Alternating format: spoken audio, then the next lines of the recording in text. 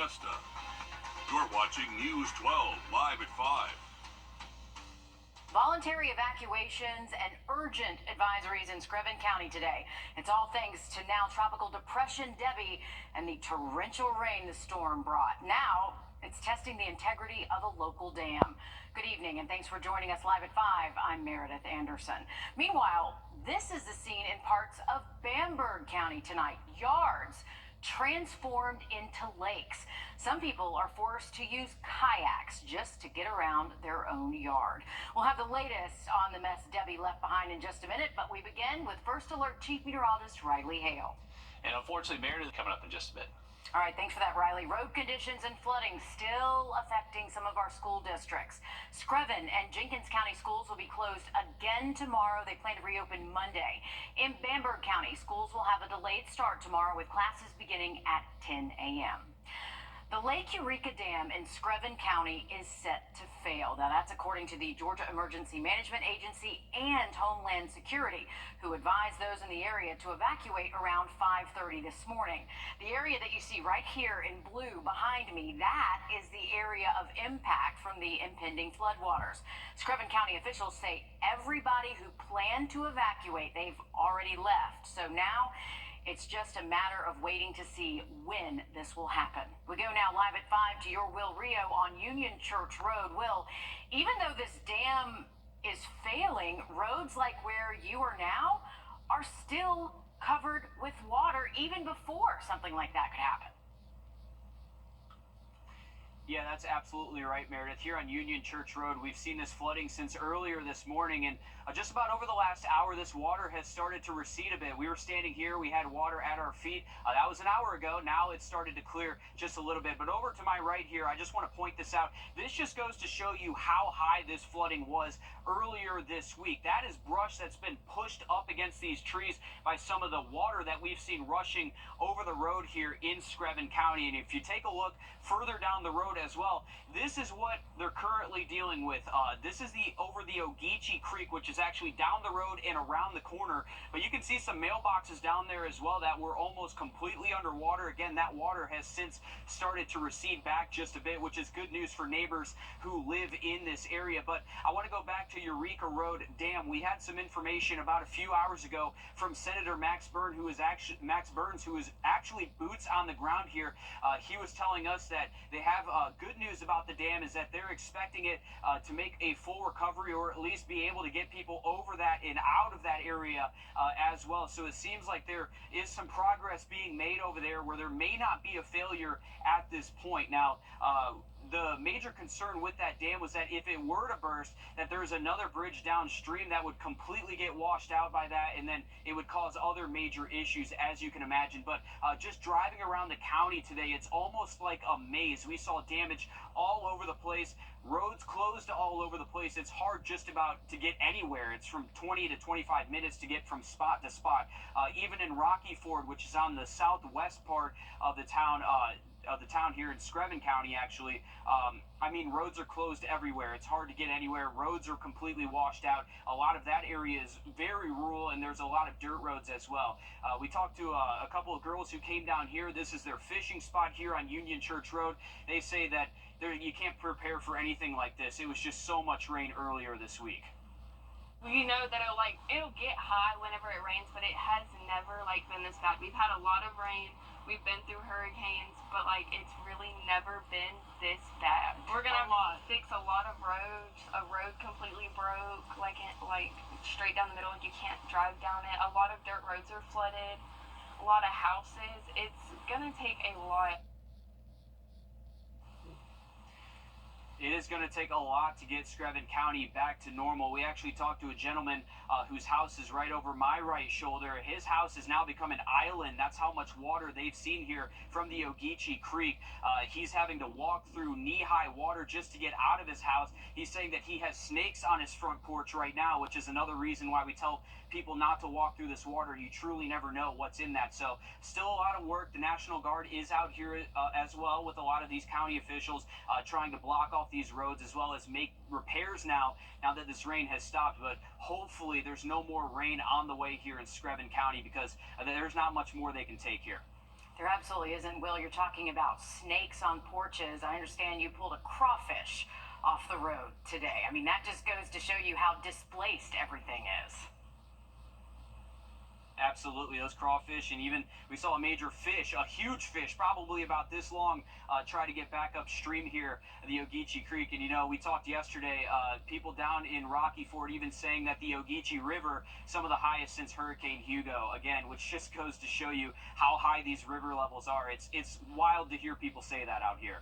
Yeah, and then to see it for yourself with your own eyes. Thanks for that update, Will. Meanwhile, just south of Jenkins and Screven counties where Will is, one dam has breached in Bullitt County. Another could follow suit. This morning, officials say the dam at Atkins Pond breached, threatening homes downstream in the Highway 24 area. Then at Cypress Lake, rising waters put people on high alert for a possible breach there. Now, as of now, that has not occurred there, but authorities are urging several people at nearby mobile home parks to seek higher ground.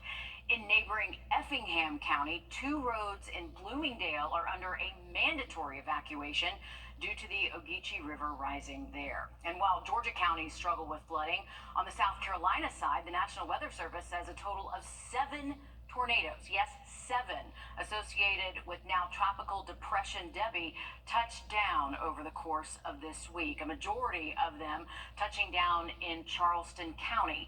2 EF1 tornadoes on Edisto Island, an EF0 at West Ashley, that's near Citadel Mall, a high-end EF0 on Kiowa Island, and then an EF1 at the Isle of Palms. Ladies Island and Beaufort County also seeing an EF0 tornado, and then Monk's Corner in Berkeley County saw an EF1 tornado. In Edisto, that's where those 2 EF1 tornadoes touched down. 100-mile-an-hour winds caused devastation to many homes on the beach and then local businesses as well. One home in particular having its front porch and roof completely torn off. Welcome to Edisto. The house is totally devastated. We don't have anything left. Pretty impressive, isn't it? Yeah, it's pretty bad. Yeah, I was on Edisto Island for Hurricane Hugo, and Hurricane Hugo didn't even do this amount of damage there. While the family who owns that home says they lost so much, they're grateful no one was hurt, and they plan on rebuilding. One South Carolina family says they're lucky to be alive after Debbie took the road out from underneath them, thanks to the torrential rain. Tyler Mannion shares this terrifying but miraculous story from Jasper County. As she said, brokenhearted. Shirley Hart Cruz and her son John found themselves here Tuesday around 9 a.m. thinking, "Dear God, protect us." There wasn't anything else to say. The car was down. It was going in the water. they were on their way to a doctor's appointment when And the road fell out from underneath us as we were driving across here. the floodwaters from Tropical Storm Debbie trapped them underneath the road they were on. There was no backing up, no changing my mind about going to the doctor. Nothing. It was just... Elsewhere in Jasper County, major roads like Okeechee Highway covered with water, but not structurally compromised. Driving through scored this delivery driver a state trooper scolding. Shirley and her son, meanwhile, say the water they were in was reaching dangerous levels after their crash. We were wet up to here. One day later, back where she feared for her life, Shirley believes divine intervention got her through this storm. It's hard to believe not only were they not killed, but they were not hurt. Divine intervention might have certainly played a role. South Carolina officials say their focus now has shifted tonight, even slowed down in some areas, as the state enters what they describe as the closing phase of Debbie. Mary Green brings us the latest from South Carolina's Emergency Operations Center in Lexington County. The state's Emergency Operations Center here in Lexington County remains at full activation for now. But in a sign of slowing down operations, Governor Henry McMaster said this afternoon's press briefing will likely be the last unless circumstances change. The governor says South Carolina is entering the final phase of its storm response from Debbie. It comes as the state prepares for rising river levels, with officials saying the full impacts may not be felt for about another week. They say they're especially keeping a close eye on the PD and Edisto rivers. State law enforcement, including SLED, are preparing to launch several boat teams along parts of the PD, Edisto, and Waccamaw rivers. Stage to assist patrol and evacuation missions in areas anticipated to flood. And officials still caution South Carolinians to not let down their guards just yet, especially in the northeastern part of the state, saying there still could be a flash flood threat tonight for some parts of South Carolina. Reporting Lexington County, I'm Mary Green. Thank you for that update, Mary. We are still tracking some heavy downpours across the region and could impact our areas that unfortunately have seen significant flooding. Update on the forecast just after the break. Time and temp, brought to you by your First Alert weather team. Introducing the First Alert radar network. With up to 10 times the resolution of other local radars and technology that can pinpoint right down to your street. First just got faster. You have law. Georgia's Morehouse School of Medicine getting a massive injection of cash to invest in doctors of color. This comes as part of a $600 million investment by Bloomberg Philanthropies. Morehouse will get $175 million from that fund. Patrick Quinn breaks down what the HBCU has planned with this huge donation. A shortage of black doctors across the metro just got a major shot in the arm. $175 million. When was the last time Morehouse School of Medicine ever received a donation that size? How about never? I called up Morehouse School of Medicine president, Dr. Valerie Montgomery Rice. She's in New York, there with Mike Bloomberg, when he and Bloomberg Philanthropies donated more than $600 million to 4 historically black medical schools, including Morehouse. It was hooping, hollering, the room was filled. It was electric. We took the news to campus. This is wow, that's a lot of money. Big excitement because some of these donated funds will cut into the cost of education. It's a huge burden, so just to hear that this is an opportunity, it's a huge weight lifted off our shoulders. Dr. Montgomery Rice told me this past year, nearly 20% of their graduates were at least $250,000 in debt when they left Morehouse. But that's actually down from 43% back in 2020. The fact that they did not have that debt gave them much more freedom to think about really going into primary care and going and practicing in underserved communities. Less debt means more choice on what type of medicine students can practice, with the chief goal of getting more black doctors into communities to help offset healthcare inequities. According to the Association of American Medical Colleges, African Americans make up 13% of the U.S. population, but just 6% of practicing doctors are black. A huge donation, plus students like Paul looking to change that. It really is important to have black doctors in black communities, especially because there's a lot of doctor shortages in the communities as well. The Charles R. Drew University of Medicine and Science is also getting $75 million, according to Bloomberg. Riley. Well, unfortunately, Meredith, we are still looking at some heavy rain in some counties that have been hit hard this week. Northern Allendale County and down to downtown Allendale, they've seen training thunderstorms to where possibly they've seen an additional inch of rain over the last couple of hours. Another update on radar in our forecast just after the break. Extend summer fun at Toyota's national sales event with the new Camry, RAV4 Hybrid, Highlander, BZ4X Tundra, Corolla Hybrid, Tacoma. Right now, get 1.99% APR for 36 months on a new 2024 Toyota Tundra Hybrid. Toyota, let's go places. All right, thanks, Riley. Road conditions and flooding still affecting some of our school districts. Screven and Jenkins County schools will be closed again tomorrow. They will reopen Monday. In Bamberg County, schools will have a delayed start tomorrow with classes beginning at 10 a.m. Live at 5, you are looking out over in Screven County near the Lake Eureka Dam. State and local officials tell us the dam failure is imminent because of the deluge of water from Debbie. State Senator Max Burns lives in that area. We spoke to him today. He says he believes the dam will hold. The call for a voluntary evacuation came around 5:30 this morning. County officials tell us everyone who wanted to leave has already done so. Crews are now working to mitigate the effects of the dam failing with loads of sand We'll have the latest on the dam, all new on News 12 at 6 o'clock.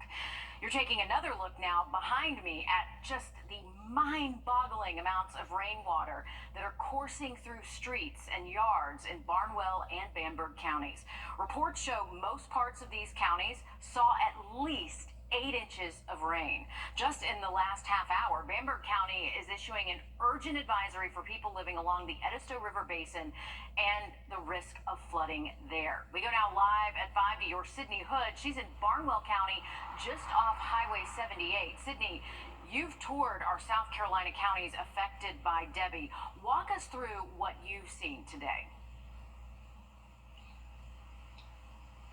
Meredith, it's really hard to describe the situation that many homeowners in both Barnwell and Bamberg County are facing right now. They've seen a lot of rain this week, and it's led to situations like the one you see right here behind me, just puddles of water built up on the side of the road, in the middle of the road, and in some cases, some yards. I want you to take a look at this one house we saw in Bamberg County. This is alongside the Edisto River here, and as you can see, the river has made its way into this person's yard. We couldn't get down to this yard by foot or by car. This homeowner's grandson had to come pick us up in a tow truck, carry us down there to go look at the damage here. And in some places in that yard, the water is up 2 to 3 feet. And then over here in Barnwell County, unfortunately, those houses, there's more than one that are facing similar situations. Over here in Barnwell County, one homeowner, the only way he can navigate his yard is by a kayak. That's how high the water levels are in his yard. It's up 2 to 3 feet. And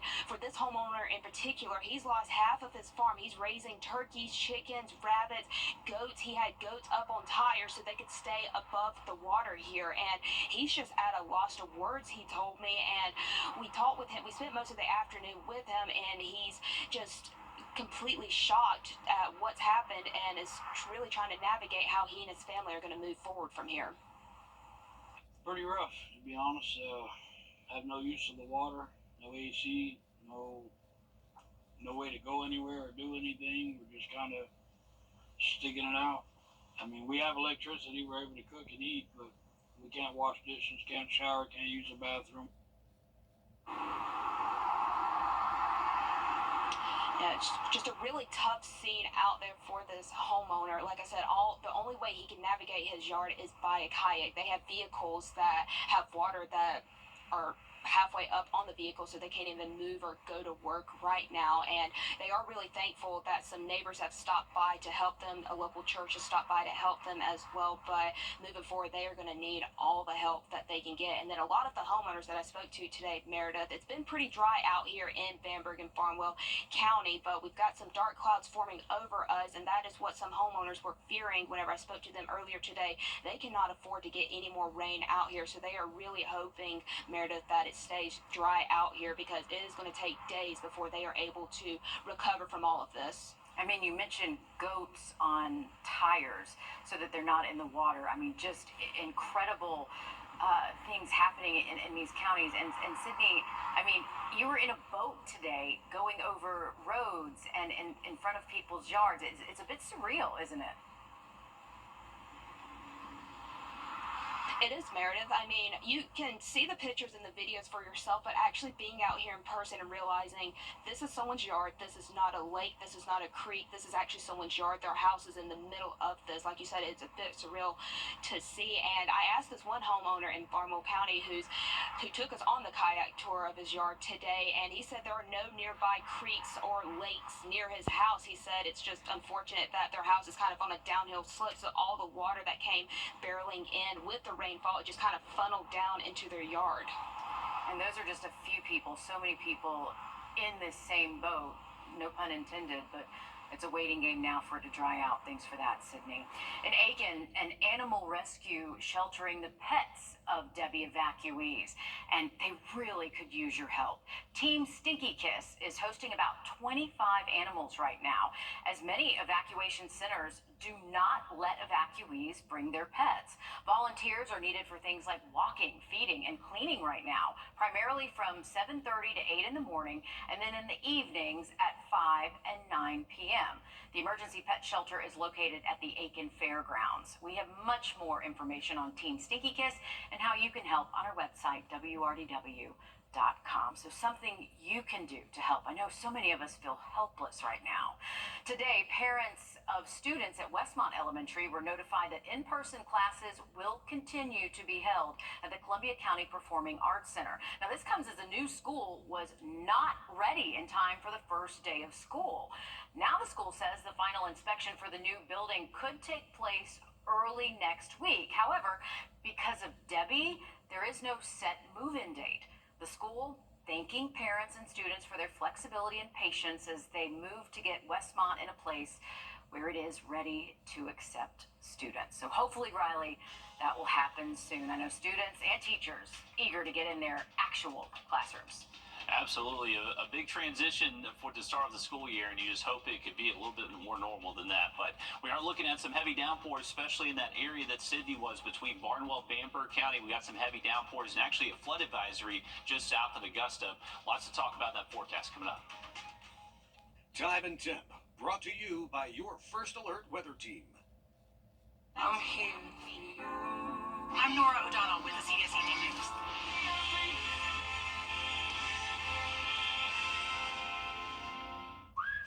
When the classic flavors of bacon, lettuce, and tomato meet the classic goodness of Hardee's Frisco lineup, you get instant summer favorites. Introducing Hardee's Frisco BLT Angus Burger and Frisco BLT Hand-Breaded Chicken Sandwich. Your home out. All right, thank you, Riley. As Debbie now rolls through upstate South Carolina and the PD, torrential rainfall is expected, much like what we saw.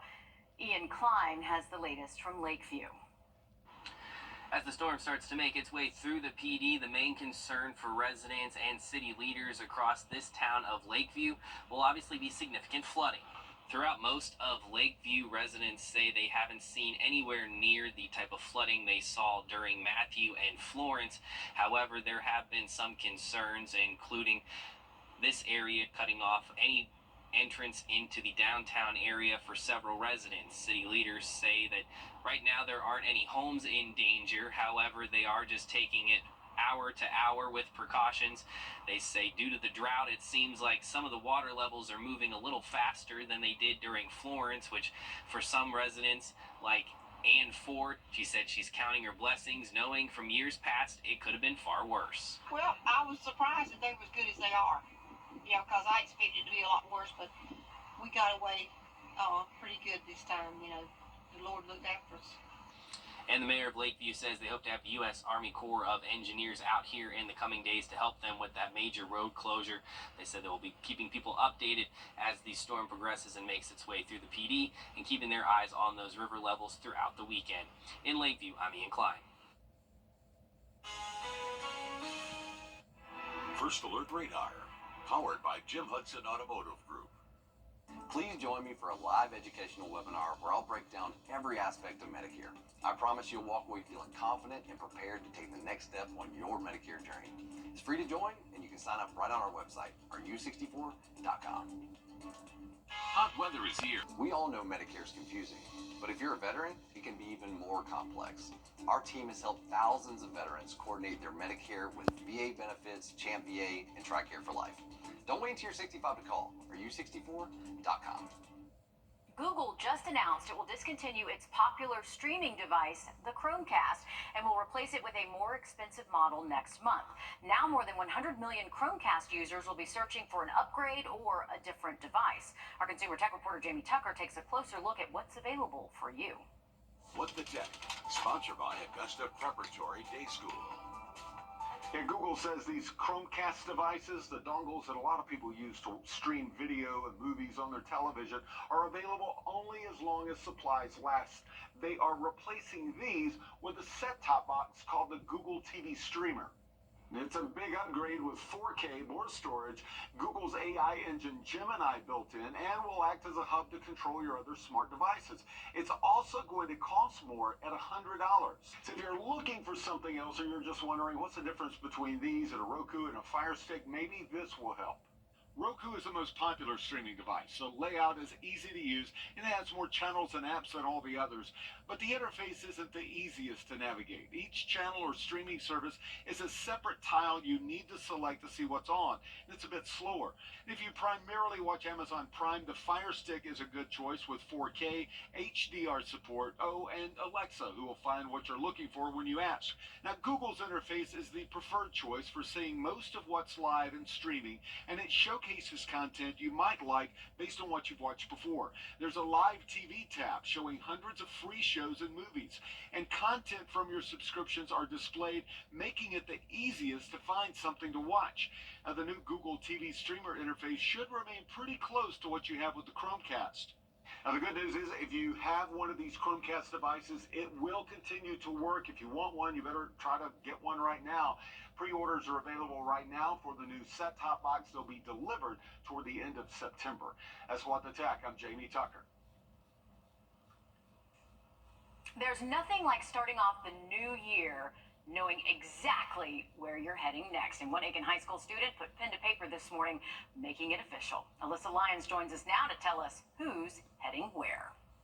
Well, you'll really like this news, Mayor. Aiken High School's Reed Raintree will take his talents to Clemson next year. The Hornet soccer player doubles as a forward and a midfielder. Raintree had a spectacular season on the pitch last year. He led the Hornets with 17 goals and 11 assists. Coincidentally, that was his third and final year at Aiken. Raintree has chosen to early enroll with the Tigers. At Aiken, he started as a freshman, appearing in 55 games, finishing his high school career with 40 goals and 27 assists. All right, over to South Carolina. Lenora Sellers, the projected starter for the Gamecocks, is taking fall camp in stride, and there were some things that came out of spring that he really needed to work on, finding chemistry with new weapons that they brought in, staying calm in the pocket, and finding communication. The redshirt freshman had a passenger seat to watching Spencer Rattler last season. It's different being the one in the driver's seat. I feel good. It's a lot easier. Last year, I was just pretty much learning the system.